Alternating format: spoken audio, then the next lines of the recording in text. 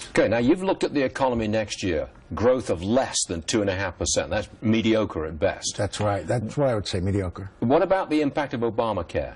Because the cost of premiums and deductibles are going to go up next year. Everybody knows it. Do you think that hurts the economy? We're in a price inelastic world. You can't raise prices, but Obamacare is certainly raising the cost of medical care. Yeah. I think it's a disaster. I think what the president should have done is say, look, it's not working. Stop, step back, reassess.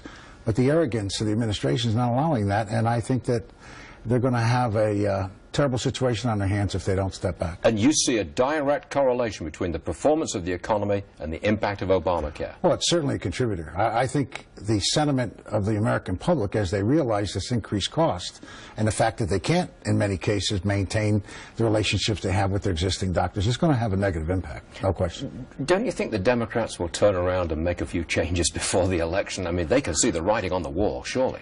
Well, their leader is not, so that's a good question. I think if I were a Democrat, I certainly would be screaming and saying, look, we have to reassess this. Okay. You know about employment. Yes, You've been a big employer in your life. Yes. Okay, what happens next year when the employer mandate kicks in? Because it will kick in towards the end of next year. Well, I think what you're going to see is more and more companies saying, here's how much money I'll contribute to your health care, you're on your own. Because the escalation of the costs, which have been running around 22% a year, also is not sustainable. Yeah, so, I mean, it was supposed to lower the overall cost. We were all supposed to save, what, $2,500 a family or something? I have what they call a Cadillac plan. I'm considered probably a generous employer, but because my plan is so good for my employees, I'm going to be penalized and charged a lot more for doing the right thing for my employees.